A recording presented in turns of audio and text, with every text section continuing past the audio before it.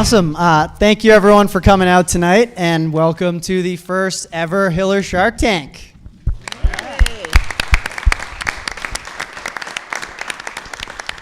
So my name is Tom Coburn. I grew up 5 minutes down the road. I was a Hopkins High grad in 2009. And the quick journey that I've gone on since then, I went to Boston College, and I was planning on becoming a doctor until I went through a program just like this when I was at BC. And it totally changed my career path. I ended up falling in love with entrepreneurship and decided to start the company Jebbit that I now run today. So I met Matt about a year ago, and him and I were talking about how instrumental that program was for me at BC and how it would be really cool to try to bring something similar to the high school level. So I'm going to let Matt give you a quick intro on himself and a bit more about the program. But thanks again for being here. Thank you. My name is Matt Colleran. I recently, within the past 4 years, moved to Hopkinton. I have 3 kids, age 6, 4, and 2, so I am rooted here. And I will be growing up through the school system. I went to Boston College as well. I spent 8 years working at Reebok in brand development, product marketing, product development, and the past 8 years at Hasbro in similar fields, global and regional brand management, brand marketing. And as of the end of last year, I decided to leave the corporate world and strike out on my own, and I've been running an athletic apparel brand called Redline Gear out of my basement with a couple partners from Boston College. So the BC connection is tight. Tom and I connected a while ago, and Tom is obviously full of great ideas and always has some new projects in the works. So when he talked about this and bringing something new and innovative to the Hopkinton school system, I was fully on board. So just a quick recap of what we've been doing so far. We, in partnership with Doug Scott from the school and Principal Bishop, we launched this at the beginning of the year and threw it out to all of the different students in the high school and had upwards of 10 different teams throughout the semester.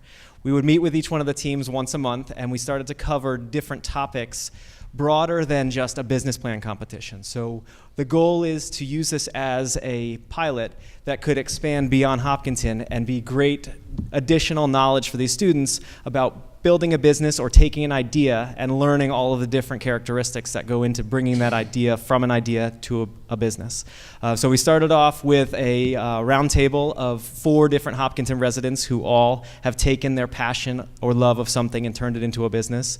We talked to the students about how to go about the steps of building a business plan, looking at the market, looking at the opportunities, looking at the pain points, figuring out how to go to market, the financials, all of the different steps that go into brainstorming and deciding whether or not that idea is a relevant one to turn into a business. We talked about leadership one of the months and really about team building, and then about pitch, the overall pitch of how to frame your pitch, how to put your ideas and thoughts together, and you'll see the results of all of that tonight. So we're really excited about this pilot program. It's awesome to be where we're at now, and we have big plans to continue and start up again next semester. But with that, we wanted to bring the students up and let them introduce themselves before we go into the official pitch.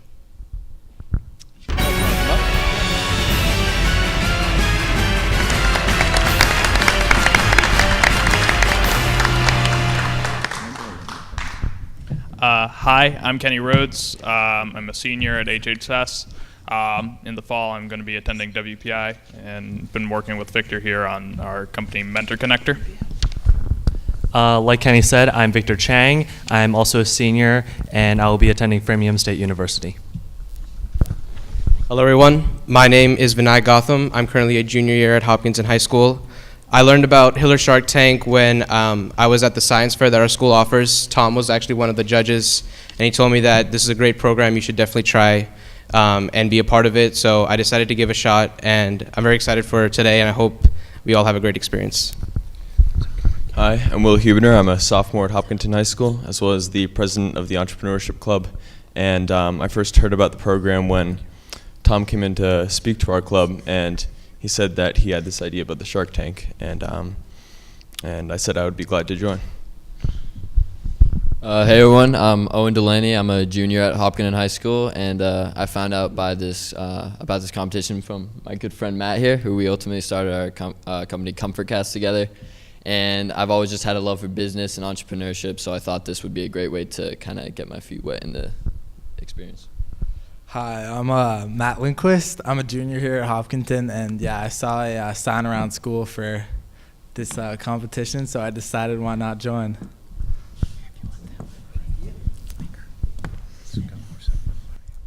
All right, cool. So the way tonight is actually going to work, you're going to hear from each of the 4 teams. Each team has 7 minutes to give their pitch. And then we have our 3 Sharks up here. We have 2 more Sharks from Boston that are joining us, but they are stuck in traffic on the Mass Pike. So we're going to get going now.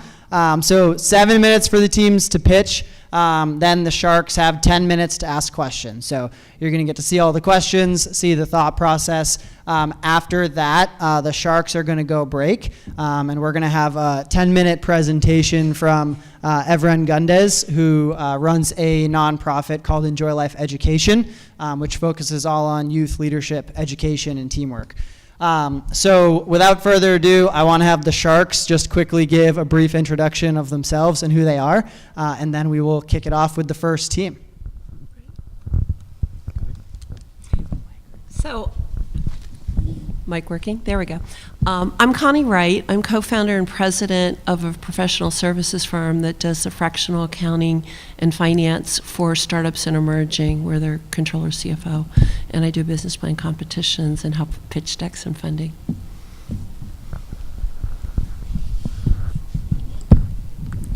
I'm Don Brown. I run Compass Biomedical. I also ran Arterioside Medical Systems for the last 9 years. And as an entrepreneur, and this is for you guys, I became an entrepreneur because I couldn't stand working for idiots and thought I could do it better. We started out originally with the thought process of taking marrow out of your hip and shooting it into the hearts of patients with cardiac disease.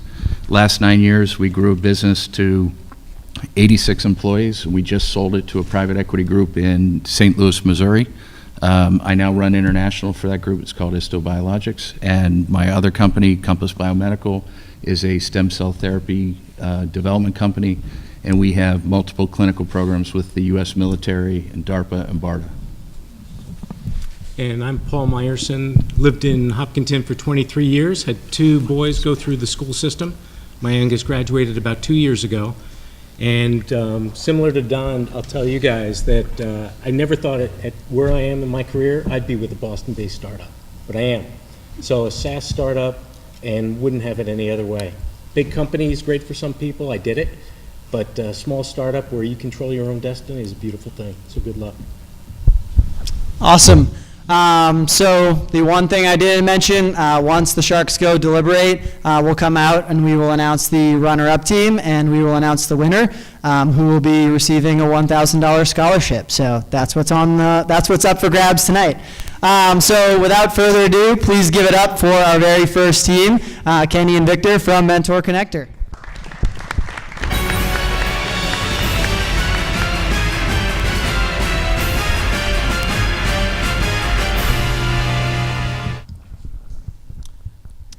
So hi, my name is Kenny Rhodes.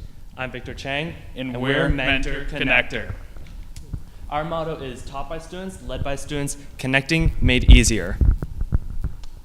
So when we first heard about the Shark Tank Entrepreneurial Program, we were super excited because we think that all students should be able to draw from each other's knowledge. This is especially true considering my past year in calculus. I was terrible at calculus. But there are plenty of other students in the class that were just so good. And because many of them were underclassmen, I would be able to teach them U.S. history or chemistry, and then we could benefit from each other's knowledge. Now, I've been a tutor for 4 years, and I can tell you, tutoring a kid can be difficult because the kid is actually not motivated to learn, and it's actually their parents that wants them to be tutored. Now, being able to tutor like someone in my own age would be a lot easier because I can connect with them. But like I said, when we heard about this program, we were super excited because these problems are something we face every day, and we found a way that we could actually solve them. So we've been working the past couple months on this program called Mentor Connector, and this is the accumulation of that work. Now, the main problem currently is that tutors, personal tutors, are expensive. They can range anywhere from $10 to $15 or even as high as $30 an hour. And also, when freshmen get to college, they're in for quite the culture shock because they haven't been able to meet new friends in that kind of environment before. Also, there are many tutors in the program that are seniors and they won't be able to connect with people their age. Yeah. Also, online educational videos like on YouTube or Khan Academy are, although straightforward, they have the problem that they aren't personal, like a one-on-one interaction. But we have the solution. We are in the process of creating an online app or web service that can connect students on a one-to-one or group-to-group basis to solve each other's problems. Now, what is reciprocal peer mentoring? What it is a tutoring method where 2 or more students can help each other, teach each other different skills so that they can benefit each other. For example, I'm bad at calculus, Victor's great at calculus, he's bad at physics, I'm great at physics, we could teach each other. And according to an 1989 study, reciprocal peer tutoring also has greater satisfaction in the course, lower stress in the course, and better overall understanding from the students. Now, by connecting students with each other through our website, we'll be able to put the power of education in their hands, and that would let them create an educational environment of how they want to learn. Our market size is large and growing, and this is because companies are looking at college students that are leaving and they want to tutor. We're also looking at high school students with the pressure of entering college and doing these scholarships in order to get these tutoring. So our major competition is with online education companies such as Khan Academy and the private tutoring industry. The private tutoring industry, while it has that one-to-one connection that we all love, it's super expensive, like $15 to $30 an hour, and college students just don't have that money. But while the online service deals with the cost, they don't have that connection. Now, there are 2 companies that are really close to ours. One of them is Tutorials Points, and the other is Tutor Matching Service. Both of these companies are a free connecting service where they can connect a student with an older tutor. Now, although what makes us different from these 2 companies is that they do not use our reciprocal tutor method. And so how these companies make money is that Tutorials Points sells on advertisement and ebooks, while Tutor Matching Service takes a 10% booking fee from the tutors. And these tutors that they connect with, they charge their own hourly wages, so they are expensive. So also different from our competitors is our product can match up groups of students. When students find groups naturally in school, oftentimes the study sessions kind of divulge into just hanging out. But when these students connect through our app, they're going into it with the intention of studying and being devoted to their work. Now, the process is easy and simple. How it works is that the student will connect with sign up with an account and then subscribe to a subscription using their credit card. Now, once they've created their account, they're able to take a test that they are most confident with in order for them to be a viable tutor, and that they can be placed in a small group where they can give out a skill set. We also give out a rating system where they can rate our connecting service so that we can improve upon it. And they can rate their partner or small group whether they are actually a good tutor or not.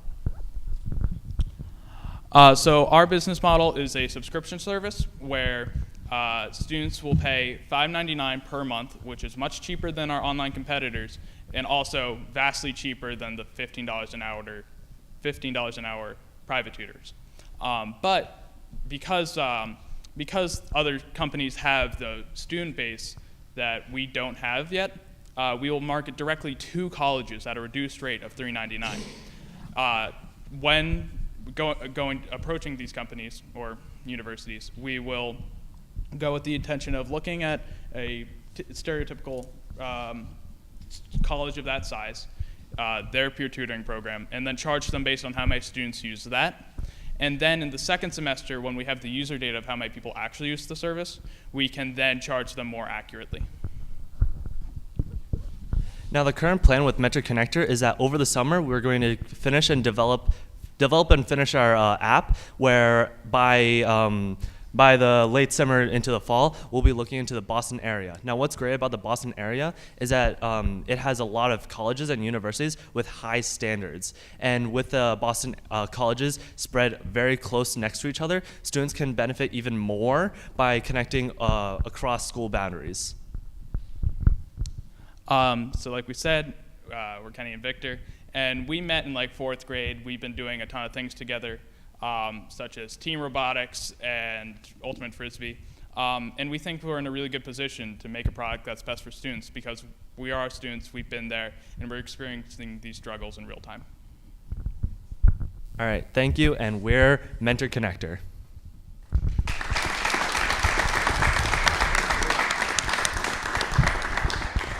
I think that's fabulous. And the mindset of selling directly to the college or the university is fabulous. When you look at that, $6 a month, 10 months of the academic year, population like Marquette, 6,000 students, that's $360,000 a year. Is it worth it to discount it that far to the university? Because they could turn around and put it into the tuition for the kid, right, the student, right? So if you're selling it 10 months at $399, that's $40 a student. The university's probably going to charge another $500 for that and just put it onto the piece of the tuition. Have you thought about revenue sharing with the universities? Meaning, first year we want 80% of the fee, second year we want 70% of the fee, third year we want 50% of the fee, and by 8 years from now, we'll only take a 10% piece of that. Is that potentially part of your protection within the university? Because once you get a school to buy, you need to keep them. Yeah, so when we market to the university, like you said, it's a major discount, but part of that is because we're such a new company, and we need to be able to kind of entice them to join our program. But like you said, it is a rather large discount. So over time, as our product proves more and more successful, we may kind of bump up the rates because the school will be able to see what kind of a benefit it's showing to them. Do you have a sense of margin on the app? So what is your cost for each user? Or is it, once you design the app, it's a SaaS model and scalable and there is no cost per user? Well, obviously there is a cost per user just by the maintenance of the website. And that would be things like the domain name, right, things like personnel running and keeping up with that, putting out updates. It depends on what kind of, at least earlier, we'll have to kind of cut down out of our own pocket to cover these costs. But we think it is scalable because there's upwards of 4,140 colleges and universities and 21 million students entering the collegiate system every year. So we think that there's a large market for us to grow into. And so as we scale as a company, the students will be able to keep coming in. And I appreciated Don's comment of 6,000 students at Marquette, but not all of them are going to do the mentoring. What percentage? Well, they are if they let me help them. There you go. You got to write a check first.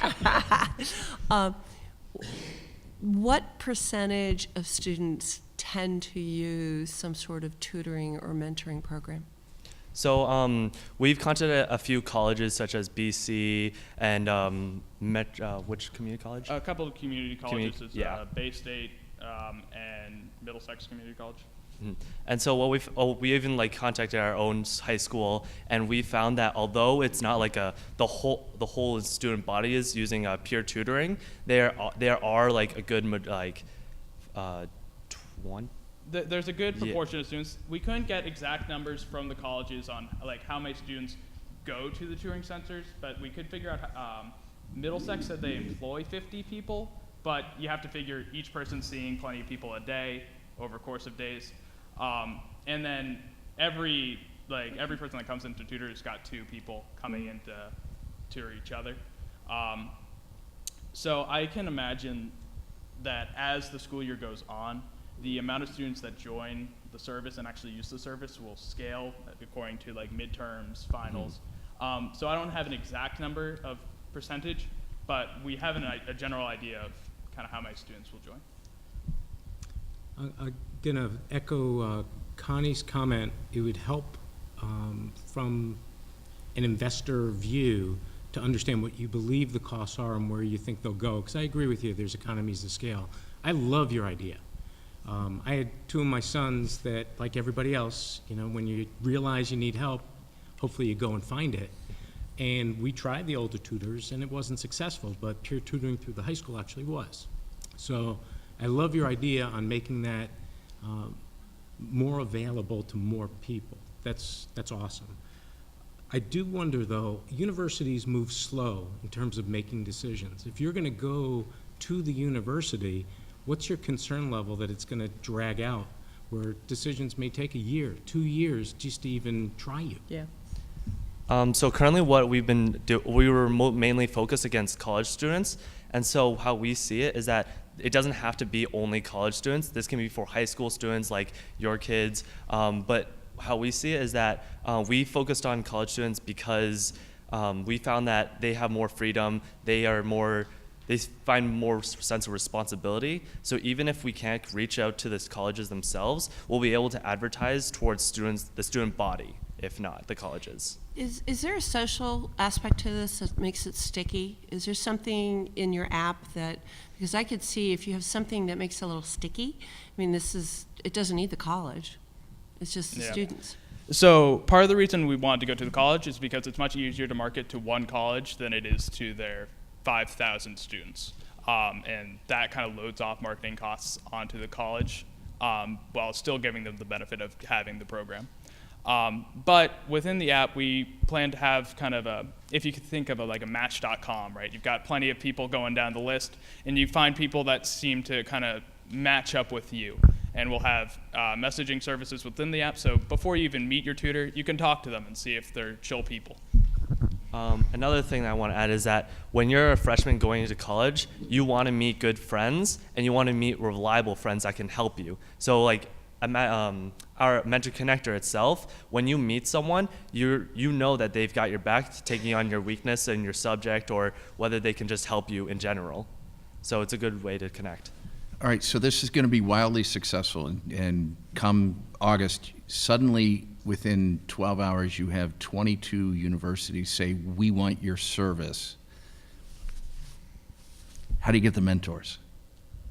The mentors. So it's a supply and demand issue, right? Yes. So you know there's a demand because the students all recognize it, and especially students that took advantage of peer mentoring in high school. Do you have a supply challenge of getting the mentors up and running?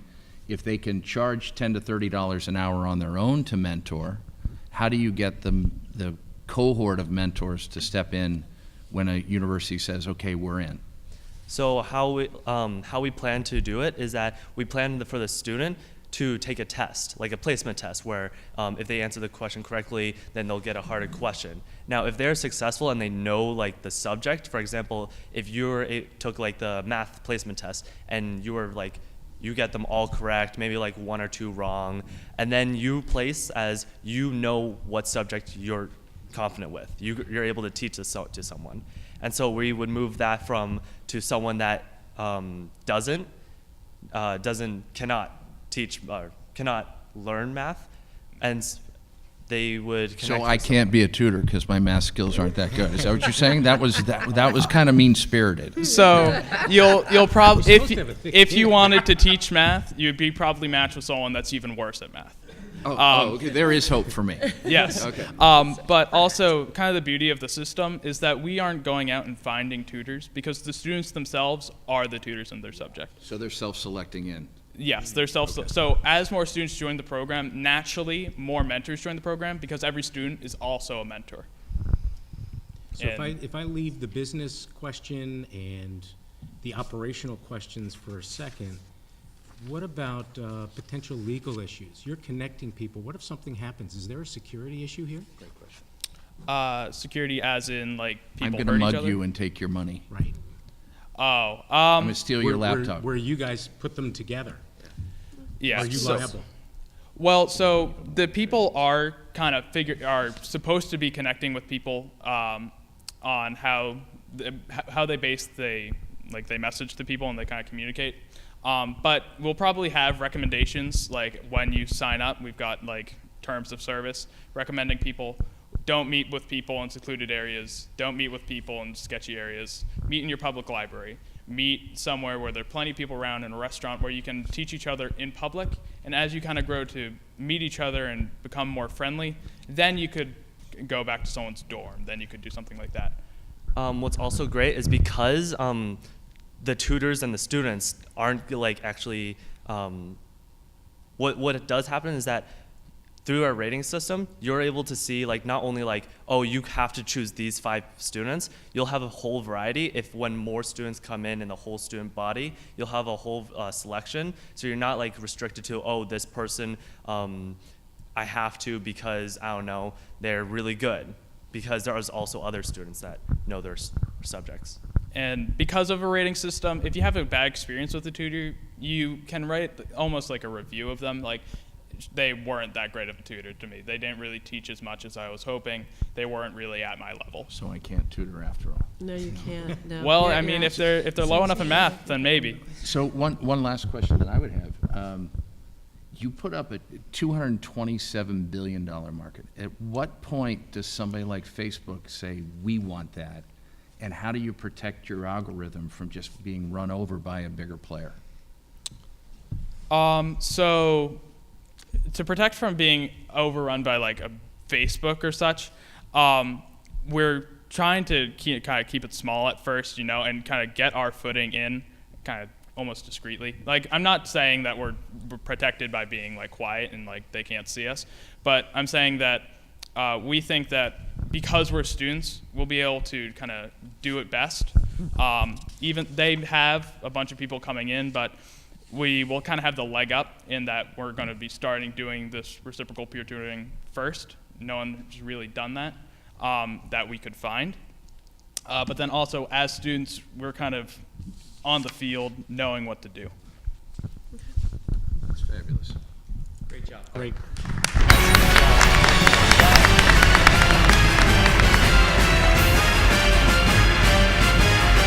Fantastic job. All right. We have 2 new judges who have made their way from the Mass Pike.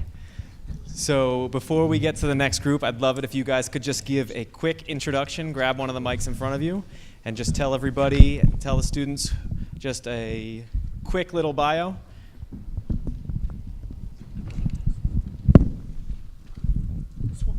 It's all good. It's good. Hey guys, my name is Derek. I'm a junior at Babson College, studying business analytics.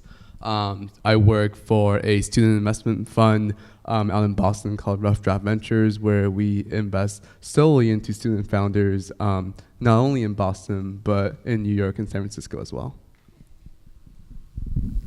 Hi, Jay Farber. I'm an associate at a venture capital firm in Boston called F Prime Capital. We're backed by Fidelity Investments, about $4 billion in assets under management. So my day job, I focus on financial services related startups, insurance startups, banking startups, all that.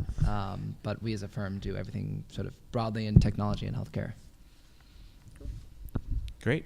Thank you guys for coming. Next up, let's get Owen and Matt to talk about their company, ComfortCast.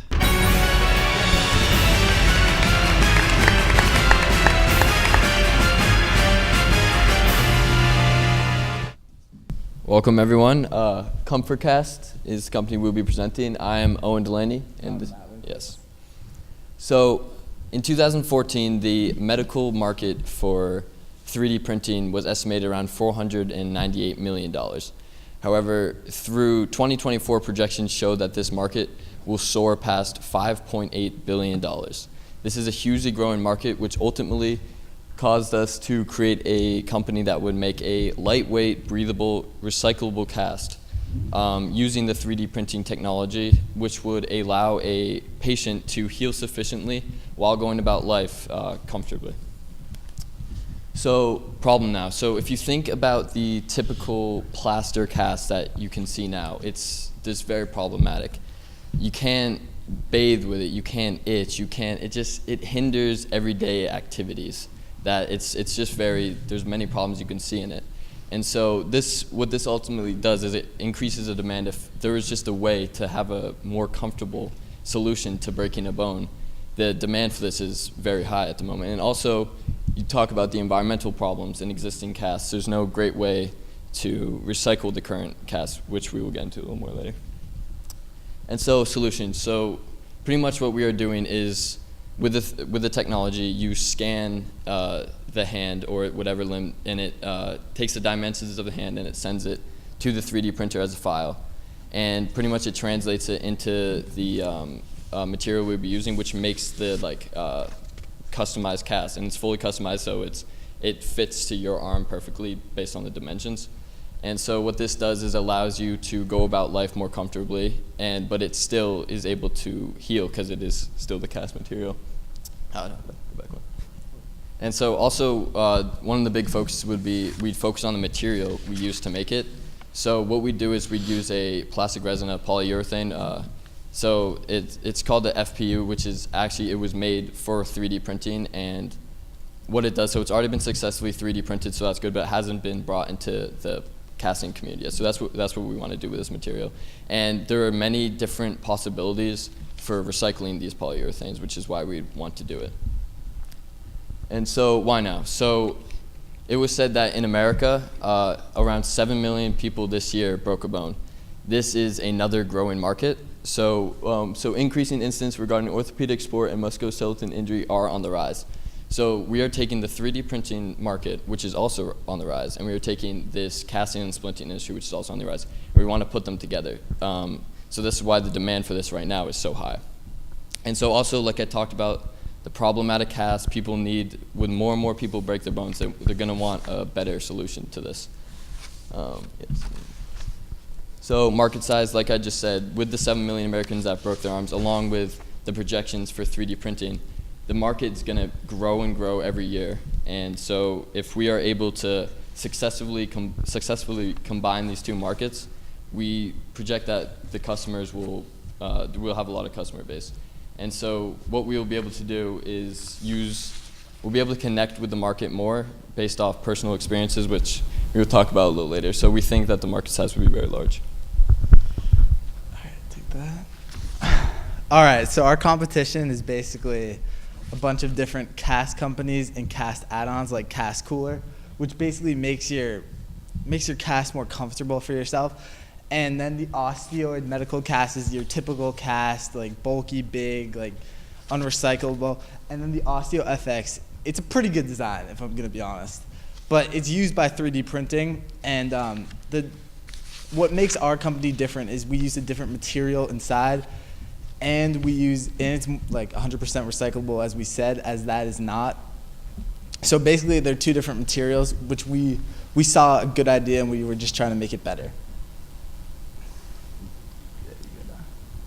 All right, so our procedure is basically taking an X-ray. Well, the doctor will take an X-ray of you, and they'll identify the injured area, and we'll take a full scan of the arm to send it to the 3D printer. But basically, it takes a scan of your injured area, and it builds the cast around that area, making everyday life comfortable with your cast, because our cast is more breathable, it's lightweight, it's waterproof. All the everyday needs of Americans of people are solved basically with this. All right, so our competition is priced around $500, but it was around $200 to $500, and we estimate that with the resin that we use, the polyurethane, it will be slightly lower. We're estimating around $200 to $300, which is strictly a projection. And we think that the low prices, along with this unrecyclable this recyclable material, will help to attract more customers throughout this. And I have a story to tell. Basically, when I broke my arm playing playing baseball. I had this bulky cast that was supposed to be waterproof, the doctor said, but as I went in the pool and stuff, it started to smell like chlorine, like it was just nasty. And my mom was like, all right, we're going to the doctor, we're gonna get this settled. So he took it off, he re-put it on, and I had to wear a plastic bag, even though it was a waterproof cast, so it was kind of contradicting itself, which I thought was, it was kind of a lie saying it was waterproof, that I couldn't use it for everyday things.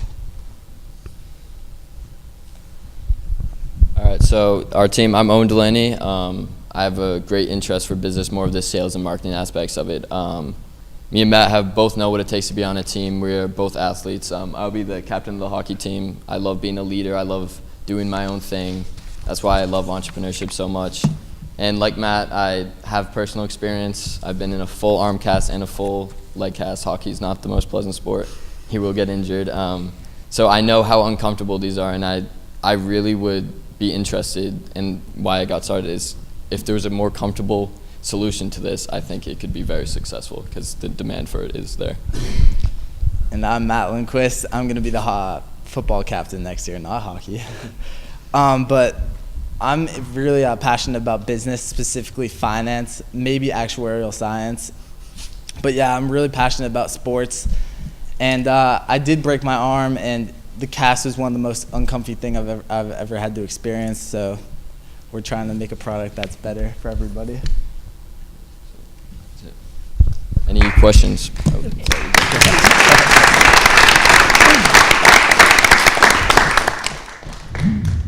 Nice job, gentlemen. Can you talk a little bit about how you're going to sell and market? Yeah, so the idea first is we're being realistic. We're very small. We're not going to be able to go to the biggest hospital around and start selling. They're just going to brush it off. So what we do is either we'd start selling on our own first or target local pediatric centers that would maybe give us more of a chance than one of the large, because what we need is more funding, more selling, and once we develop the product a little more, because we still are in the research phase, still a startup, but once we're able to research more, that's when we'd be able to target the larger markets. I'm curious, I have a 3D printer in our shop, Okay, cool. and it runs overnight to do what it does. Do I have to sit there and let that printer print it onto my arm? Oh, no. And more importantly, if any other orthopedic office buys their own 3D printer, could they do the same thing? Well, so to clarify, it doesn't form it on your arm while you're right there. It takes you scan it, and then this is sent to the 3D printer, so you wouldn't have to do that. And what we are going for mostly is we'd be able to, it's the technology of being able to scan it, because you can't just buy a 3D printer and be able to do this. The actual technology it doesn't come with every 3D printer, so no, they couldn't do that. So I actually happen to have a client that is in the 3D printing space. Theirs is in metal. So he's talking about an antiquated 3D printer. The technology has come a little further along. So my I'm going to go make my cast tonight. There you go. Be ready in a week. Anyway, my question has to do around the presumed cost. And then, are you looking to use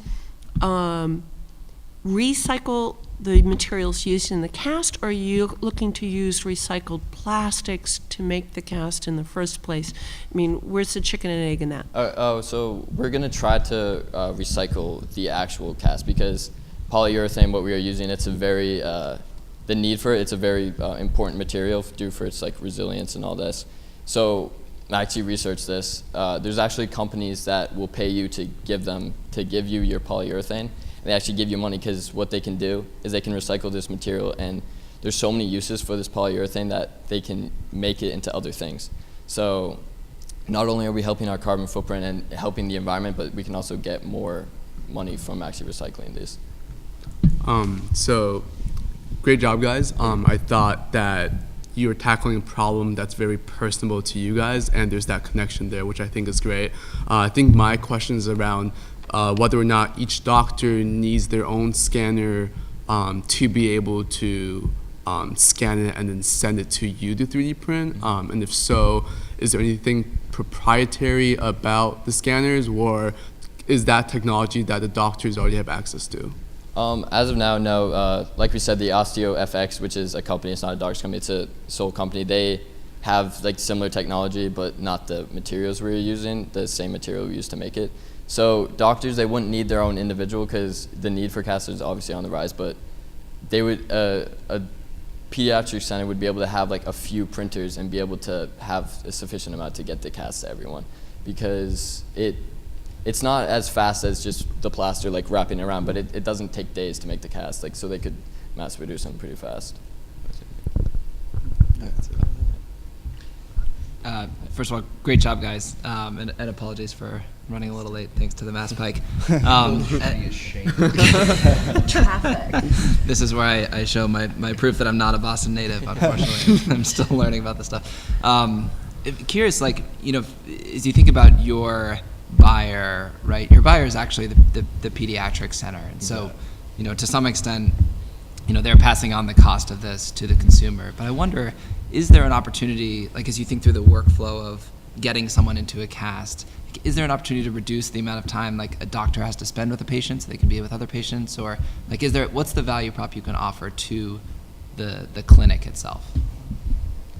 It's a good question. I mean, I think that the scanning process is very fast, but I think with sometimes, I don't know if you noticed, but with the typical plaster cast, like, you need a bigger one at first, and they sometimes need to be changed throughout. But with these, with how flexible they are and how like durable they are, I think the amount of checkups potentially could decrease with this product.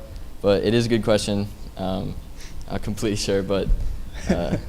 Yeah, good question. Yeah. Yeah. Well, just to add to that, the customer doesn't have to be the orthopedic practice. It doesn't have to be the patient. No. If you're able to take an X-ray, which is a two-dimensional image, and convert it into a three-dimensional cast, and that's your proprietary software, then you could take this to Hanger or to DonJoy, the people that are world-known in bracing, and you could lean on their capital to deploy these printers and software packages into each of their customer bases. So you get a sales force already, you get the money behind it. You don't need the two guys, the late guys from Boston who supposedly have all the money. And in that you could basically do it as a royalty. That might be a faster flip, Jay, than going direct to each of the practices. How do you get, so that drives to my question, how do you get a two-dimensional image, an X-ray, into a form-fitting three-dimensional cast, and can that be something you file intellectual property on your algorithms to protect it? Well, actually, our procedure was basically that we take the X-ray to find the point and where the bone is broken and to structure the cast around that while taking the 3D print of the whole entire area that's affected by it, not using the 2D print to make a 3D print. Okay, all right.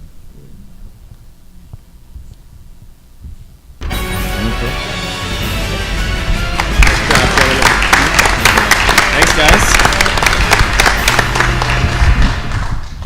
I'd like to ask Doug Scott from the high school just to come up for 1 minute, just to give an overview. He's been a major partner in this, in getting this launched. I'm sure all of you have heard how great the high school and the whole Hopkinton school system has been. And this is an example of another program that's going to help to continue to differentiate and keep the Hopkinton high school and the public school system at the top. So Doug, I'd like you to come up and just say a couple words. Thank you. So thanks, Matt. This is a great opportunity, and it was pretty clear that it was. I remember Tom came out to the school last year, and he says, "I'm Tom Coburn," and introduced himself. And he says, "We're going to do Shark Tank." And I said, "Great." And I said, "Tom, I've got like 500 things going on right now." I said, "But if you guys are the backbone," meaning Tom and Matt, and then Bob jumped in the mix, if you guys can spearhead that, I'll certainly support it from the school end, and that's what we did. So between the group of us, we were able to put together a nice program. And what I mean by nice is, this is my second year at the high school, and I'm the 5 through 12 subject matter leader for tech and engineering, which includes business. And I was watching Matt and Connor up here, and I used to play a lot of those sports and all those things, but over time I've gotten older and this has become my sport. And you may find as time goes on, you find different passions, and my passion has been trying to connect students with things that are real and trying to provide them with opportunities that are as real as possible. I always joked, there's a student I had years ago, and he always said, boy, those things that we did, that was the most real fake thing I ever did in high school. And so if we can provide you with the most realistic experiences that we can, that's what we're here to do. And I'm committed to doing that, and I know Mr. Bishop and Dr. McLeod and Dr. Kavanaugh are as well. And there's some great folks that have come together that we should thank for this.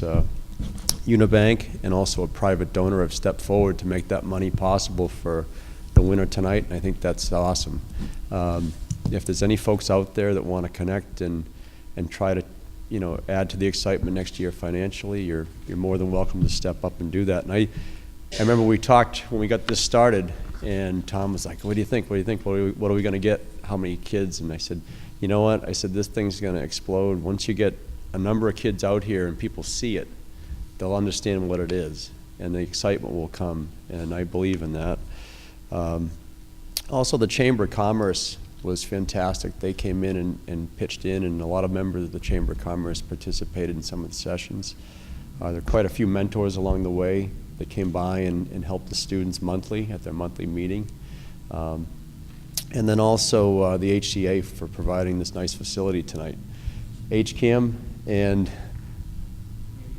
NewView, which is part of Tom's crew, have come out tonight to cover this from every angle with like 50 cameras.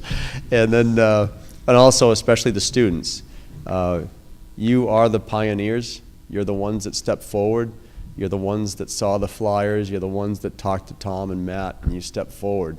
And it's like I used to say to my athletes when I was coaching, anytime you put yourself on the field, you're doing something that 90% of the people aren't willing to do, just like people that go into business. And I had a business growing up and a family business entrepreneur, and trust me, putting your neck out there is tough. So you guys are the ones that put the neck out first, and you're forging a path where I bet you next year that whole first row will be full. So congratulations to you guys for stepping up tonight. And next year I hope to see a little more diversity in the crowd, and I bet we will, okay? So nice job, thank you everybody, and thanks to the Sharks as well for coming out tonight to put on a great show for everybody. Thank you. Thanks. All right, next up, we have Will with his growth-driven digital marketing company.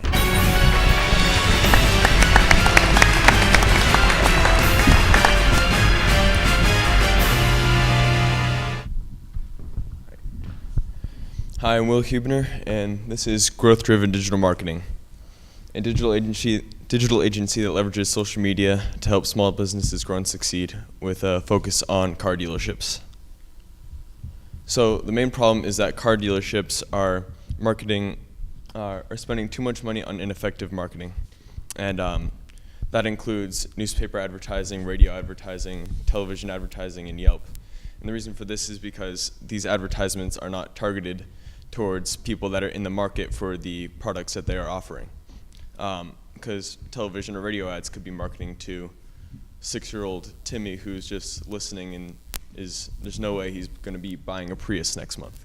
And so the current solution that a lot of marketing agencies have that's not really working as well is they put a huge focus on SEO, which is search engine optimization, as well as Google advertising. And they're charging far too much for those services. So SEO, although it is very important, is a skill that can be learned and obtained in a matter of months, and companies are charging thousands of dollars a month for that service when it is not worth as much. And Google advertising is pretty much paid results for what SEO can do for you for free, as well as it's hard to compete with Google advertising with bigger companies because they have more money to spend on it, so they're going to show up more. And Google AdWords is, you can see that image down there. If you've ever used Google, you've seen that. And most people, when they're searching for something, they won't look for those ads. Like the only time I've ever clicked on one of those ads was when I Googled Amazon. I accidentally clicked on the Amazon ad instead of the actual link, and nobody really uses those. So my solution are a variety of services. First one is Facebook advertising. And this is great because you can target people in the market for the product that you are selling. And this is especially useful for cars because they're partnered with a data company known as Polk Data, and they have information on consumers in the car market. So you can target specific demographics based on gender, income, occupation, age, and using Polk Data to figure out whether they're more likely to buy used cars, new cars manufactured in the past 3 years, or specific types of cars or brands. And these advertisements will show up in those people's feeds, and so you'll have much higher conversion rates with Facebook ads than you will with, say, newspaper ads or television ads.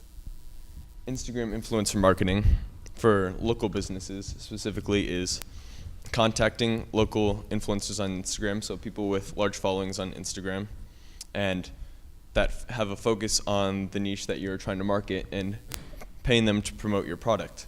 And the reason that this is effective is that because their fan base has a connection with these people, so they have a trust in them. So when they see a product that they're promoting, they think, oh, this must be a great product. As well as this is also more targeted than any television or radio ad that you might have. Social media account management is a great way of growing the brand name through Facebook, Twitter, Instagram, YouTube. And then for millennials, if they want to target a younger base, they could use Snapchat, maybe even Pinterest. Pinterest if they want to focus on a more female base, because Pinterest is more female oriented, and so that's a great way to build your brand and create more awareness, so more people are aware of what your business is all about. And then you have email marketing, which is a great way of, once you obtain leads, to stay in contact with them, follow up, and contact them, and get them to buy your product. And that's used through sending promotional emails that will get higher conversion rates. Website optimization is optimizing your website so that it's more interesting to the user. It's a greater user experience, and they'll be more likely to buy your product or get involved in your product. And sales funnels are funneling people from different social media platforms or different locations online to your website or to a landing page where they could sign up for your email list, help improve your email marketing.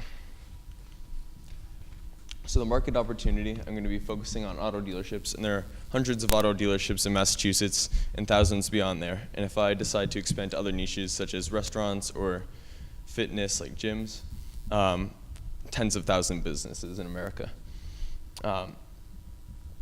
And digital marketing is currently an $85 billion a year market. And as you can see with this graph, the gray part is the social media aspect, and it continues to grow. Back in 2014, it was just a small chunk of it, and it continues to grow over the years. And yeah. So the competition, the reason that my company would be better than the competition is because they charge far more than they should be. For example, that is those are the price points for a popular digital marketing agency online known as Impact Bound Marketing. And for their basic package, they charge $5,600, and for their most popular package, they charge nearly $10,000. I could do similar services or better services for a quarter of the price. And the market space is huge for the auto industry, so I won't have to compete too much with many digital marketing agencies, as well as many of the agencies do not have the focus on the auto dealership niche. So the marketing and growth strategy, it's nothing crazy. The main way I'll obtain new clients is going door to door, as well as referrals from current clients that have friends or business associates that own small businesses. Obviously, I wouldn't ask them to refer to competition, but and then to compensate for new clients and a heavier workload, I could outsource a couple of the services, and as well as hire new employees that I would have trained and could handle other services. So current traction. I've been trained by one of the top digital marketing experts in the world. His name is Ty Lopez, and he has millions of followers on multiple platforms, including Instagram, Facebook, YouTube, Twitter. And he's spent millions of dollars on digital marketing research and utilization.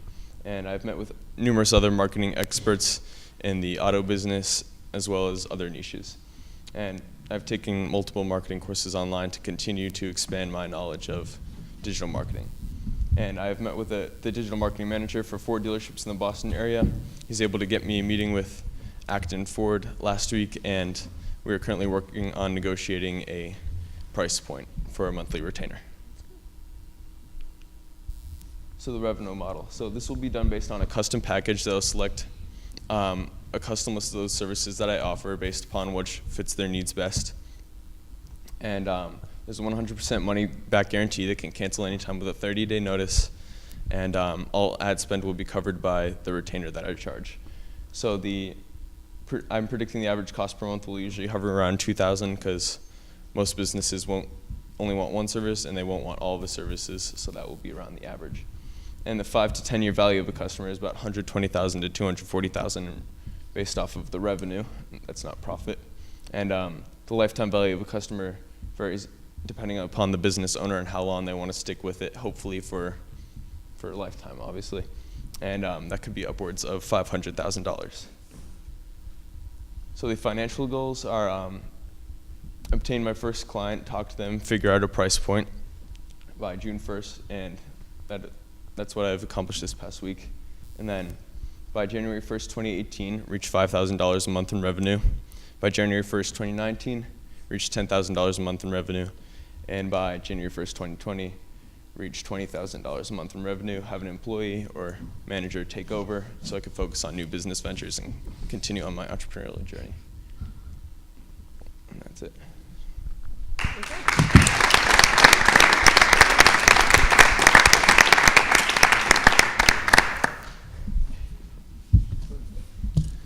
That was great. I'm curious if you can talk to, like, for what you're charging $2,000 a month, like how much of your time does that take up? So how many clients could you handle before you needed another employee?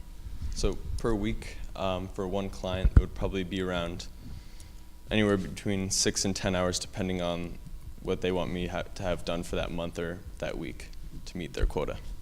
So full time you could do maybe 5 clients-ish? Mm-hmm. Okay, great. Will, I love the idea. I love the thought you put in for financial projections, because that gives us some insight, even though we know it's a best guesstimate. Mm-hmm. It gives us some insight on where you think this can go. One of the things that comes to mind is you're targeting a market that historically is slow-moving, doesn't really like to change. They get a lot of money from the Fords and the GMs of the world, and they do things a certain way. So first part of the question is, why car dealerships or the auto market? And have you thought about other markets? And if so, where do you think they may rank? Well, I've definitely considered other markets, including the restaurant market, because restaurant markets, there's I think it's like 4 out of every 5 restaurants that starts up ends up failing in the first few years or so.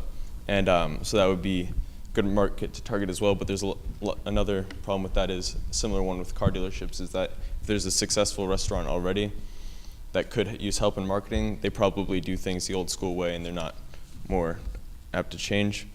But with the reason I chose the auto dealership niche is because with a few of the dealership owners that I've talked to, they said that they're having trouble, like their sales are decreasing each year, and I asked them what they're doing for advertising, and a lot of them are saying radio advertising or newspapers or television, and I said that's probably part of the reason why. It's either that or their sales team. But I've talked to companies like I've looked at reputations of companies that said that the people that have worked with their sales teams they've had great sales teams. So I think their focus on marketing is not where it should be. So if I could obtain one client and show them the proof that what I'm doing is helping them grow their business, I believe that I could more easily obtain many other car dealership clients if I have proof. Thank you. I love it. I can't stand auto ads. They're horrible. They're like the worst things ever. But I'm wondering if you're charging enough. Because if I own a dealership and I'm going to hire you, I'm going to go out and I'm going to tell all my friends, I have a complete advertising team and it's only costing me $24,000 a year. That's below minimum wage. I think you need to be a little bit more aggressive. I like Paul, I applaud the fact that you're going after the financial path on this, but I think you might just want to put a zero behind all of those, because one customer begets 2, begets 10, begets 100 of them, and you may find that by 2020 you're not doing 20,000 a month, you're doing 200,000 a month. I think you want to be more aggressive, and greed's okay. You can go after it. All right. Thank you.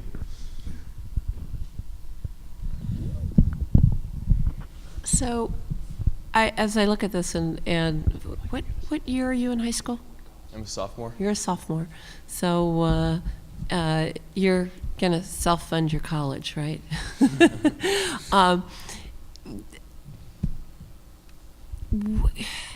What will prevent somebody else from doing what you do? So you're good and you're successful. Why wouldn't somebody else who's been trained in marketing? I mean, is there competitive edge, or is it simply creating a brand and you being known as the best? There's a lot of competitors. There's a lot of people that do what I do, but the other thing is that there's way more small businesses than there are marketing agencies. So there's not a lot of competition for the thousands upon thousands of small businesses per state. So I wouldn't really have to worry about too many competitors due to the huge amount of small businesses that I could possibly work with. So chiming off Connie's point, I think creating a brand is really important for you, because you're the marketer, right? There's no duplicate of you that can help you grow this company, right? So you really need to have that brand in place. Think of the the ad agency Ogilvy, right? Like, you're associated with him, and that's why people keep going back to the agency, even though they charge an arm and a leg for their services, because they could, right? The brand is really strong at this point, in my opinion. Okay. So more of a personal brand or a company brand? Well, I think in this case, your personal brand is also the company brand. All right. Yeah. Really good. Good.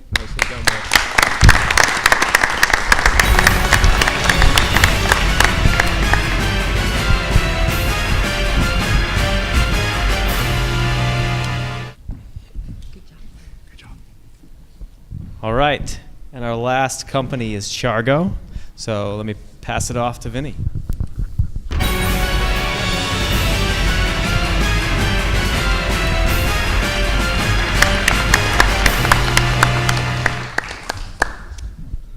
Hello everyone, my name is Vinay Gotham and I am the co-founder of Chargo.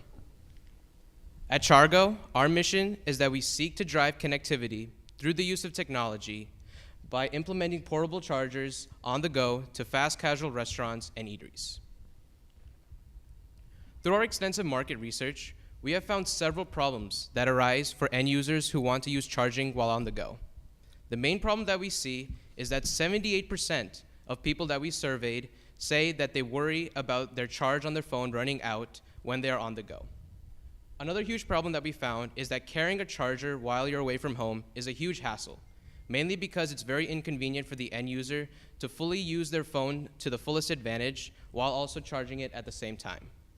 We've also seen through our market research that if a customer decides to find a charging station near somewhere in an urban city, it's largely ineffective, mainly because the amount of time it takes for their phone to be charged, and even worse, sometimes charging stations require you to place your phone in a certain box and then constantly wait until it's charged, and that can be a huge trust and liability issue for a lot of end users.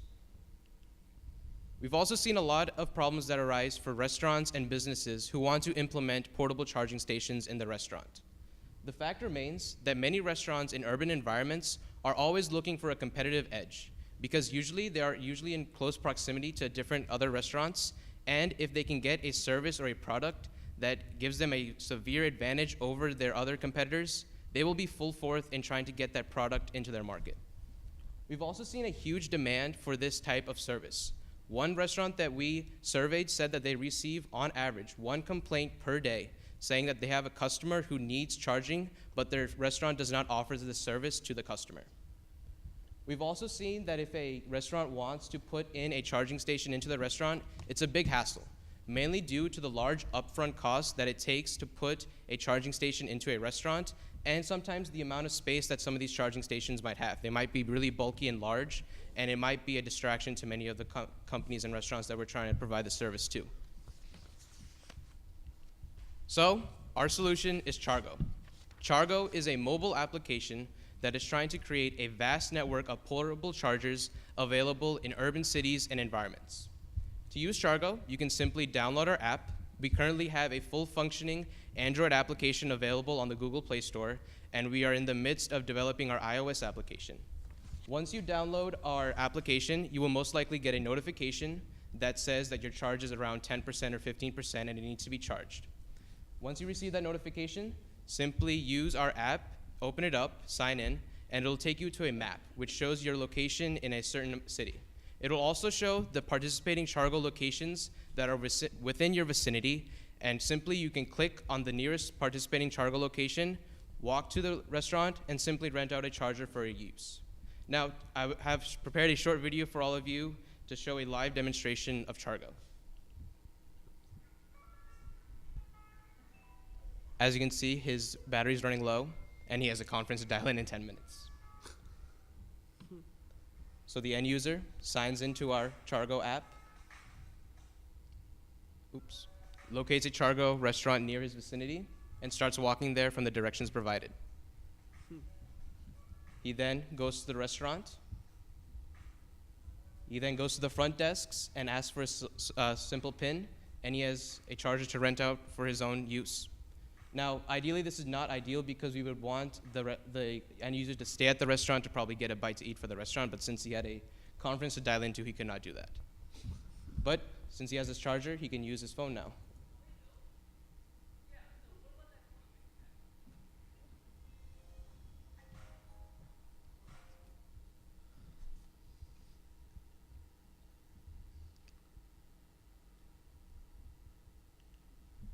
As far as pricing goes, we have decided to make our mobile application free to the end user. The reasoning behind this is that we believe that by making our mobile application free, we feel that it's going to drive up the amount of customers that are going into a restaurant, and that will hopefully increase the revenue that these restaurants are making. However, for the restaurants, we want to price them with an upfront bundle cost of about $200 to implement our service. And then after the upfront bundle cost, the restaurant will be charged with a $20 subscription fee per month to have our service in their restaurant.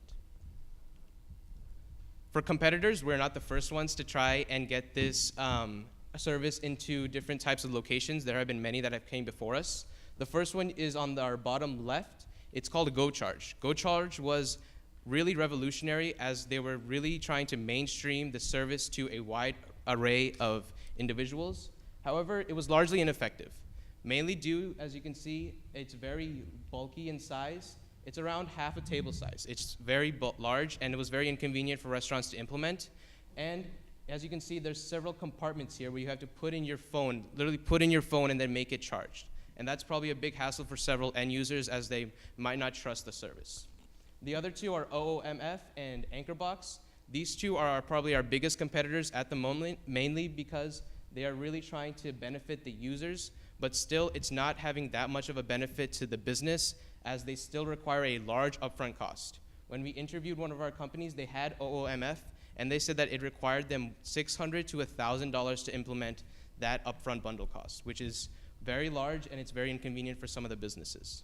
So we are Chargo, and what we're trying to do is we're trying to make it very accessible and very flexible for both the businesses and the users by providing a vast network of charging locations in urban cities.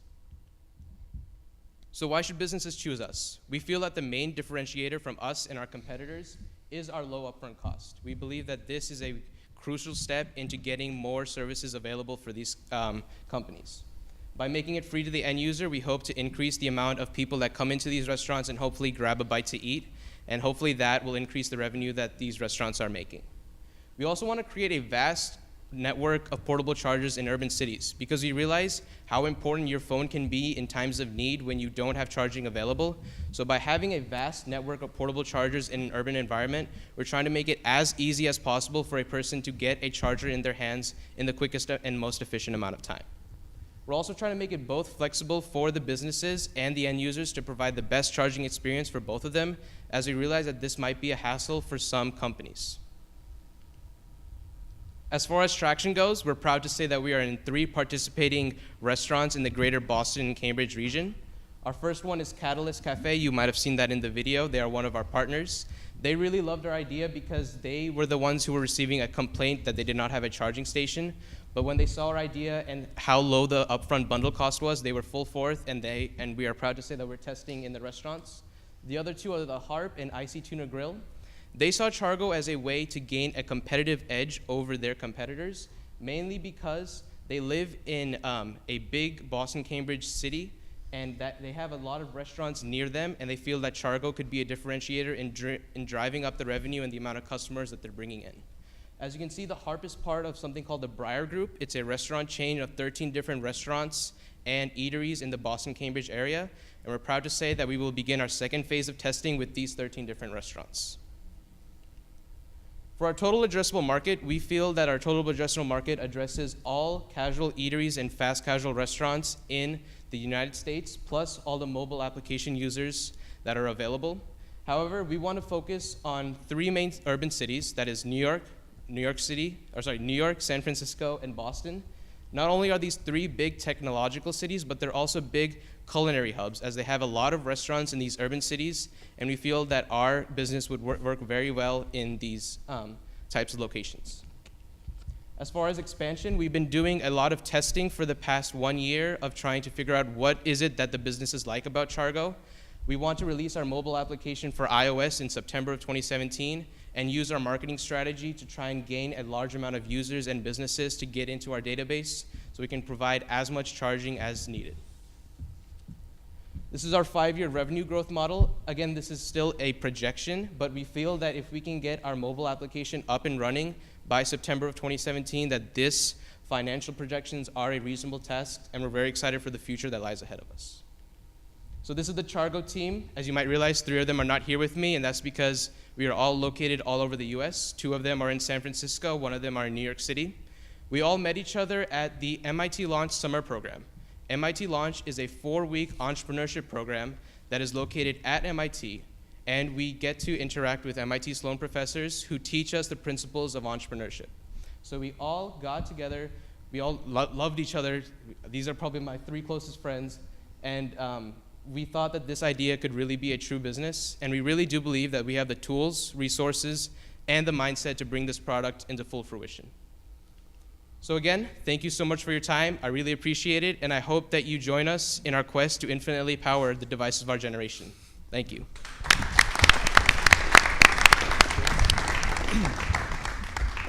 That was a great presentation. MIT Launch is a great program. Had a lot of friends who went through it. So I have a 2-part question for you. Sure. First off, what's your pricing model? How much are you charging consumers to use it? And are you also charging restaurants to hold inventory of the chargers as well? So as of right now, we want to get our subscription model working, but we're still in the testing phases, so that's not completely yet, but that's our end goal. Right now, we are charging the restaurants directly with around $30 per month, but we have installed our charging stations in them, and we've gotten a lot of great feedback. They say that it works well. We're trying to get more users. Obviously, we're still in the testing phase, but we feel that once we get that, we can really put in our subscription model because we feel like that's a good competitive edge. We did a lot of research from our competitors, as I showed above. They also have a similar kind of subscription model. It's a little bit pricier, but we feel that because of our accessible portable chargers, whereas they have like a box, that we feel that our pricing model can be around $20 per month. Got it. I think it's good you're kind of still in the testing phase for it because I know several companies that are trying to do the same thing but gone under because they realized that consumers, especially in this category, are super price sensitive because they're used to getting free battery packs or buying it for like a few dollars at like a convenience store or on Amazon. So definitely like test out everything and figure out what the right model is for you. Thank you. Can I ask just a logistical question? First of all, it's great. I mean, this is clearly something that like needs to happen, and Thank you, yeah. I experience this problem far too often. How do you make sure people return the portable chargers, especially if it's free? So I didn't put this in my presentation, but there is a 48-hour timeline that if you don't return it in that, we count it as stolen. So when you have to upload, when you download our application, we ask for a credit card number. So if you don't return it within the 48 hours, we will bill you the amount it costs for the charger, and that will just be billed to your credit card. So that's pin driven by the restaurant, Absolutely, right? yes.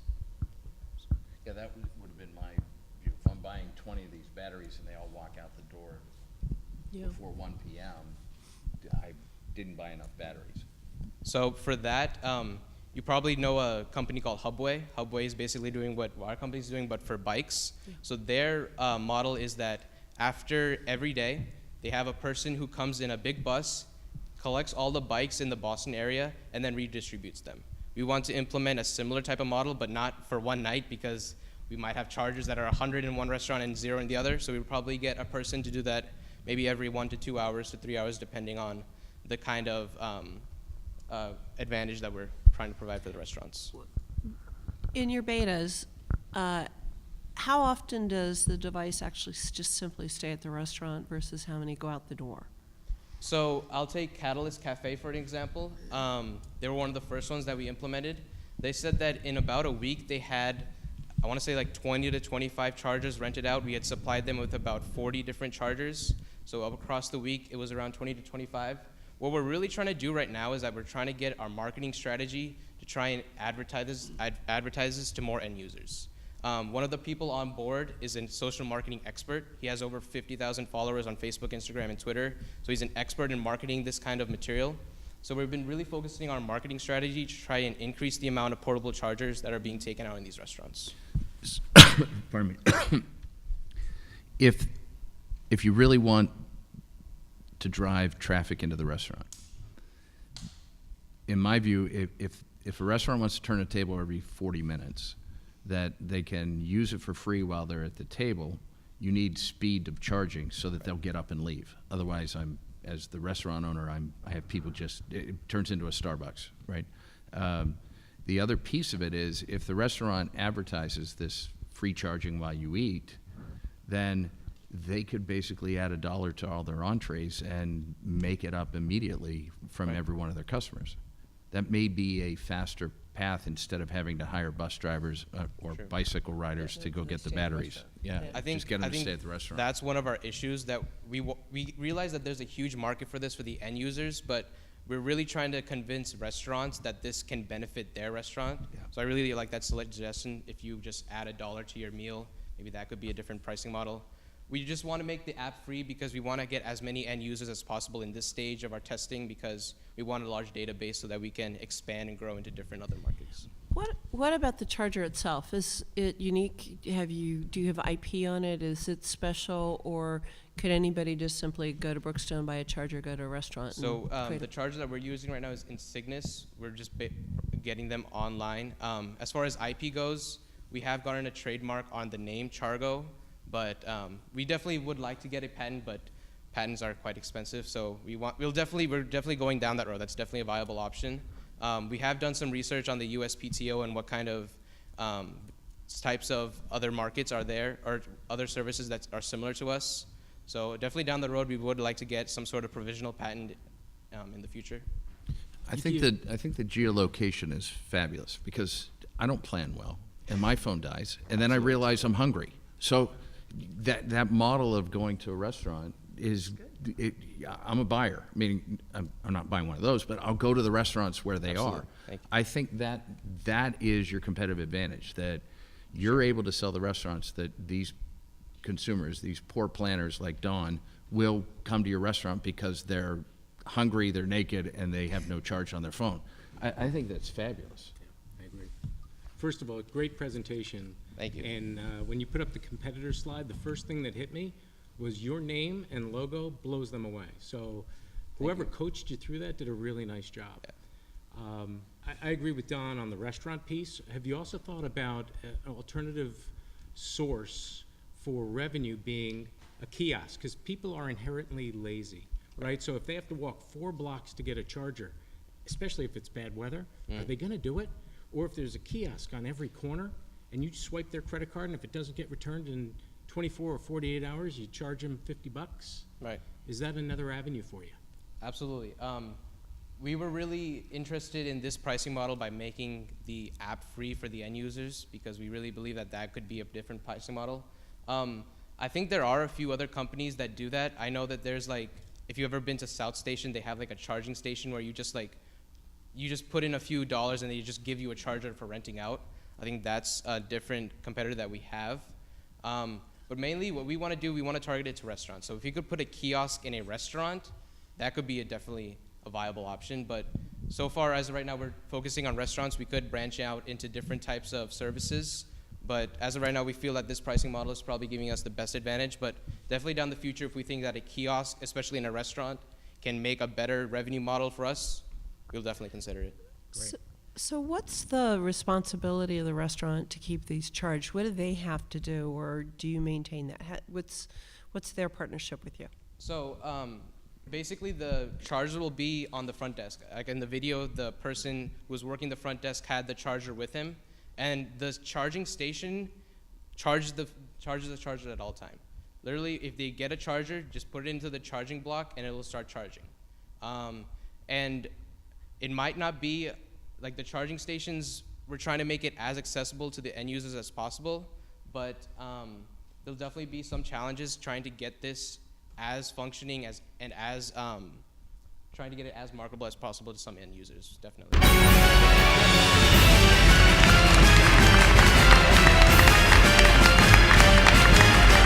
All right, so those are your 4 finalists in the first ever Hiller Shark Tank. Thank you all for being here.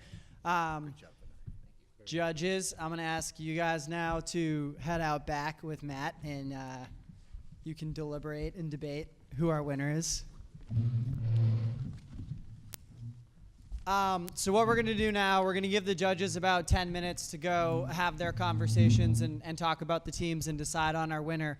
And Matt and I wanted to bring a presenter up and do an activity that we thought would be really valuable for our teams now that they've presented and as they're thinking about going and actually starting their companies. And I remember when I first started Jebbit, our first summer, I went to a session in Boston and I heard from an investor who was up on stage at an event like this, and he told us that his firm always invests in an A-plus team with a B idea before they would ever invest in a B team with an A-plus idea. And that was the first time I'd ever heard something like that, because I just thought, oh, Shark Tank, it's just all about the idea, and if you come up with a great idea, investors will give you lots of money. And what I learned then and what I've learned since then is what investors really care about is the team and the people behind the idea. Their passion, their leadership, how well they work together.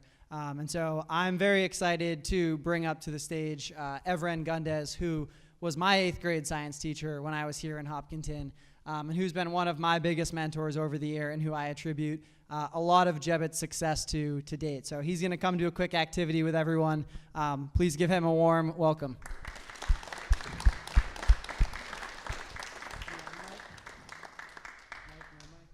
Yeah, we'll do Mike. Thanks, buddy.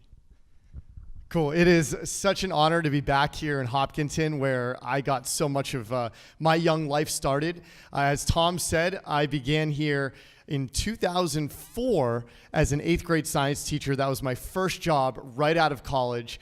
And I majored in science at the University of Massachusetts, but was also in the marching band. And that's going to be a part of what we're going to do today in terms of the stories I'm going to tell. So really, I'm just going to give you a quick presentation. And first of all, congratulations. This is unbelievable to see an event like this happen here in Hopkinton. First of all, it's not surprising. This is a very innovative, progressive community, one that I'm always proud to have as roots of my own career. And I know some of your faces from 8th grade science and beyond, and it's just so cool to see you guys up here. So a round of applause for all these guys for coming up here and putting it out there. Unbelievable. So I really think that if you are serious about being an entrepreneur, there's something I call the entrepreneur cocktail. Okay, this is non-alcoholic because I know you're under 21, but this cocktail has 3 ingredients that are essential for entrepreneurs and being successful in what you're going to do in your businesses, your careers, college, life, whatever it is.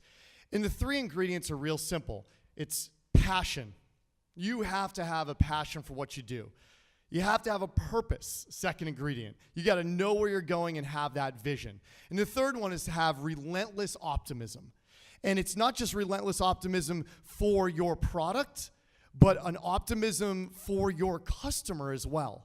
And I'm just going to give you 3 quick stories on each of these ingredients for the entrepreneurial cocktail. And we got an activity today to kind of showcase a little bit about what I mean. The first one, passion. So I started my career here in Hopkins as an 8th grade science teacher. And I majored in science because it was something that I enjoyed doing. It was something that I loved walking around in nature. And I thought science was really cool and it helped explain the earth. And I was always a passionate hiker and kayaker and just enjoyer of what the natural world brings. But being in this marching band at UMass, I got to be introduced to some leadership education principles by our band director, who built this band by taking B-level players, because I was a trumpet player and not an A-plus player. I was a B-level player with an A-plus attitude. And this director realized that, hey, I can make a marching band here in New England where there's not a lot of great marching band musicians. Football's not like the biggest high school sport in New England, not like Texas. And he said, all right, if we can bring in like people with just great attitudes and work ethic and passion, even if they're not the best players, I can take them from that level to making a great band. And he did that. And the UMass Marching Band today is a 400-person collegiate national championship level marching band way out in Western Mass in the middle of nowhere, where the football team brings in like 2,000 fans for the first half, and then the stadium fills to like 10,000 for the halftime show to watch the marching band, and then everyone leaves again and goes to tailgate during the football game. And it's just an unbelievable thing that he built on this idea of leadership. And so when I got into teaching 8th grade science, my biggest thing was like, how do I teach some science and do that to the best of my ability, but also infuse into our students this idea of leadership. So I had young Tom in my first ever class. He had just as big a smile. His hair was just as red. He was just a little shorter. And this guy like ate this stuff up. And I used to just say, all right, guys, we're going to do some science for 4 days a week. And then 1 day a week, don't tell my principal, this is not good for the state standards, but I would take 1 day a week where I would just say, we're going to do a little leadership and life and empowerment activity. And so we were just infusing this leadership stuff into everyday science. And over time, after years and years of teaching this, I found myself doing my job during the day, which was teach 8th grade science according to the state standards, and then going home at night and spending all of my night designing the next great leadership curriculum lesson that I was going to teach to the 8th graders. And this was just something that just grew. And then the weekends would be like, okay, I'm going to do some grading, and then I'm going to do some leadership education stuff. And eventually I realized that my passion for leadership education was much greater than my passion for teaching science. And when you realize what your passion is, that's what you're going to be best at. So I took the plunge at one point to say, look, I got to get out of this one thing that is my job, and I got to go invest my life into something I am passionate about. That's when you know you're doing something right. And when I knew I was doing something right was the day when I was teaching in science, and I'd wake up and hit the snooze button a bunch of times and be like, all right, I got to get up to go teach science. And then when I started doing leadership education full time, that passion took over, and I started waking up without an alarm clock, even if it was going to be the worst day ever with meetings and all these challenges. When you've got when you get excited for the challenges that you're going to face in your business, that's when you know you got something good. The second thing you need is you got to have a purpose. So I need a volunteer from one of these wonderful people to come up and do a little activity. First hand I saw, love the passion, come on up. And your first name again? Kenny. Awesome. So Kenny, what I'm asking you to do is take this stick and I want you to balance it on your finger. You're going to try.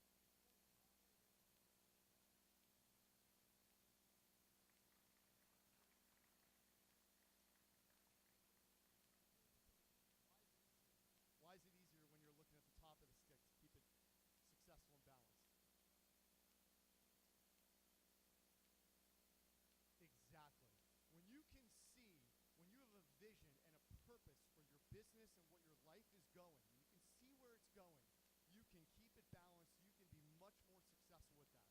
And when I quit my teaching job to do leadership education full time, I went to Tom and I was like, Tom, we are going to, we're going to do something great here. He's like, yeah, I know we are. What are we going to do? I said, well, I don't know what we're going to do. I just know it could be great. It's like, look, we need a vision. And it was at that point where Tom came in as the young entrepreneur that he is, and he's like, we're going to set the vision for what we're going to do, and we're going to do this thing, take all your curriculum, and we're going to start a leadership academy. And this 1 week leadership academy is going to be for any student, and we came up with this whole plan for this thing. I was like, unbelievable job, Tom. That's our vision. That's our purpose. Now we have something that we can really be successful at. If you're just waking up every day and you don't know really what your end goal is, you're just going to fall apart time and time again. You got to know what your end goal is and know your vision. And the last thing you need to be successful is relentless optimism. And this is for your product and your customer. And when we busted our butt to start this first ever leadership academy for high school students all around Massachusetts, we were going door to door in schools, handing out flyers, showing up at parents' houses, just stuffing things in mailboxes, driving around real creepy and just like dropping flyers in different coffee shops and be like, all right, come to our thing. We worked so hard and we ended up getting 30 students our very first year. Our goal was 100. So we're like, oh my gosh, this is never gonna work. That's our first moment. We had to have that relentless optimism, be like, look, we believe in this. We know it's good. We love our product. We're passionate about it. We got our purpose. Now we got to have the optimism to say it's going to be okay. So we get our first 30 students in there, and we're like, all right, this is going to be amazing. We go through the first day of curriculum. In our mind, we're crushing it. The students are loving every minute of it. Everyone's happy, smiling. We go home that night, like 30 students. It's going to be these 30 students, it's going to turn into 60 by tomorrow. They're going to tell their friends. More people are going to sign up overnight. It was so good. I get a call that night from a mom, and she said, hey, Evren. I was like, hey, what's up? She's like, my daughter's in your program, and I just wanted to let you know after day one, and I'm thinking, oh, they just are going to love this thing. I can't wait to get the praise for how good this program is. And she said, your program is absolutely the worst thing my daughter has ever been to. And I thought to myself, oh my gosh, we just totally failed. My heart sank. When you're passionate about something and someone doesn't love it the way you do, it's going to kill you. But you got to have that optimism, not just for your product, but for your customer. So I could have just said, hey, I'm sorry to hear that, and she's not going to return. Okay, you know what? Thanks, but no thanks, and I'm moving on. But I decided to invest in her because I wanted to be optimistic that she could find what I see in it in the passion. So I started listening to her story. Hey, what did your daughter say about it specifically? Oh, she said this. Oh, and okay. And why did she say it? What's going on maybe at home? And I started to get deeper and deeper. I ended up being on the phone with this mom on the first night when I should have been doing stuff to prepare for the next day's program. I was on the phone with her for 3.5 hours. And I just listened to this mom and asked her more and more questions and got into it and heard basically her whole life story and her daughter's. And by the end of it, I said, listen, have your daughter come back tomorrow. Just one more day. Give it one more chance, even if you have to force her. If she doesn't like it after that, full refund, I understand. She's like, all right, I'll do my best. Her daughter did not return the next day, couldn't convince her. I drove to her house that night, and I wanted to see the daughter and invite her myself. So I drove to the house, got this girl, saw her. The mom was there. I said, listen, give me one more chance. Come back tomorrow. It'll be Wednesday. If you don't like it after that, we'll make it up to you. Full refund, no problem. Getting that face-to-face with the daughter, sacrificing for this one customer. And then what ended up happening is she came back. She came back the final day, the final 2 days. And when it was all said and done, we got a letter from this girl that said, thank you so much for forcing me to come back. This program may have saved my life. I was thinking about committing suicide a couple weeks ago, and I didn't think anything could ever change my attitude the way your program did. And if it weren't for having that belief in our product, but also the belief in our customers, you never know what could have happened to this incredible young woman that's now at the UMass Amherst that I went to. And it's just a great story that she's been on staff, and she's a part of our organization forever and ever. So if you can keep your passion for what you do and figure out what that is, Have a purpose and a vision for where it's going at all times. Never just go blindly into it, but always be knowing what direction it's going. And have that relentless belief and optimism for your product and your customer. You will be successful no matter what it is you decide to do in life, whether it's entrepreneurship, hockey, football, or anything else. Car sales, doesn't matter. So thank you for your time, and have a great rest of your night. And congratulations for even getting to this point. Unbelievable job, guys. Thank you. All right, the Sharks are done, and they're coming back in. So we'll welcome them back in a minute. One last thing I wanted to thank is the HCA. I hope all of you have been here before, but if you haven't, take a look around at this amazing building that's been evolving over the past couple years, and it's finally at a point where with the sound panels and with the bleachers and the seats that we are really going to start to introduce all sorts of great arts and entertainment into the community. So thank you to the HCA. Please come back and keep track of all the different events that are going to be thrown here. All right. All right, the big moment. We got a little second place envelope here. Yeah, I shouldn't drop that. We got the check and our winner. Before I announce the winners, though, we're just gonna have each of the Sharks just come up really quick and just kind of give a minute of their commentary on the night and what they thought. And Derek, you were nominated first, so come on up.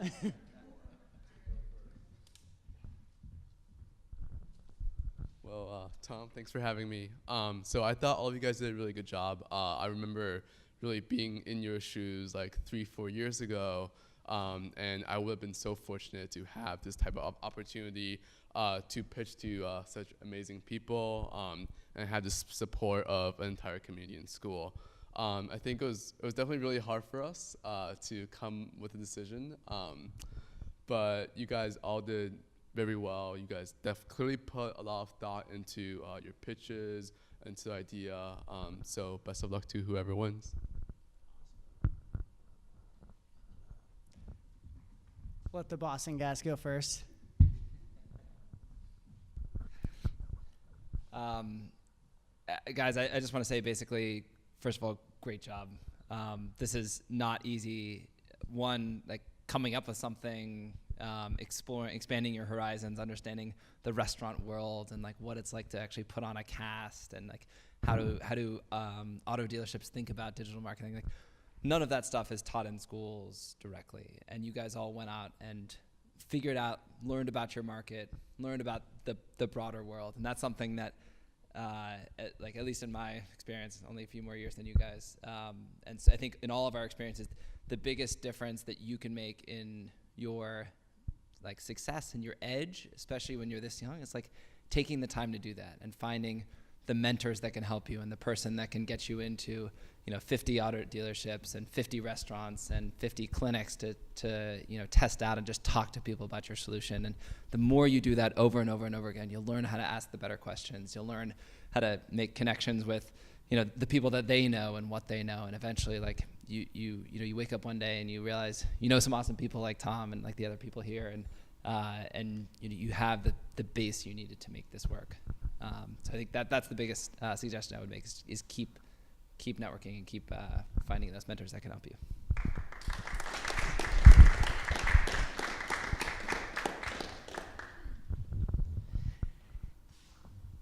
So congratulations to all you guys. You really put yourselves out there. You clearly felt passionate, and you can't make that up.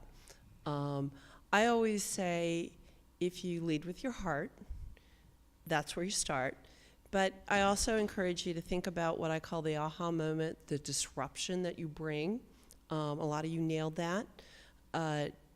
Do think about, I'm always about the numbers, the business model, because in the end, this is what it's all about, is how you're going to make money.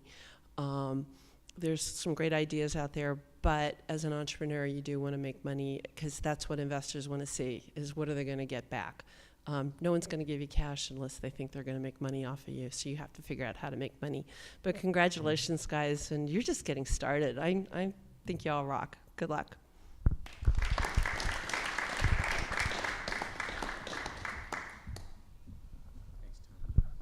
First, thanks to Tom and Matt for putting on the event, working with Doug and the high school.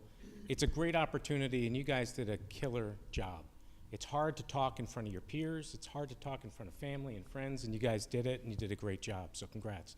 It does have to be a winner, so you'll see that tonight, but you should all feel proud and hang your head high. The one thing I will tell you is, and I'm a proven fact of this, I had my own business in my 20s, and I drove it right into the ground. But I learned more doing that than I did many other things that I was successful at. So if you fail, don't worry about it. Just get up and do it again. And the key words that I learned early on in my business career were never, ever, ever give up. And if you don't, you will succeed. Great job.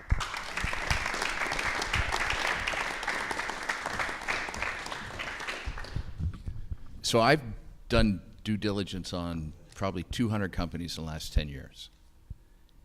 And more than 80% of them came in less prepared than you guys. And a lot of these I would get up and leave 15 minutes into the meeting, but what I saw here was a passion from each of you that can convert even the most cynical people into champions and supporters. That's a trait you want to carry home with you and carry it with you. When you have passion for what you are doing, it can't help but be infectious for those around you. You guys are all off to a fabulous start, and I really was incredibly impressed. I'd like to send about 120 of these companies over to you guys to see how it's done. Really, really well done. All right. And finally, the moment you've all been waiting for. First up, we have second place in the first ever Hiller Shark Tank competition. Matt, do you want to read it?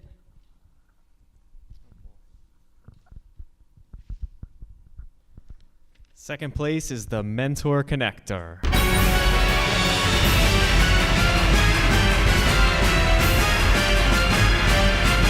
right, and the winner of our first ever Hiller Shark Tank competition, a little drum roll please, goes out to Chargo. Come on up.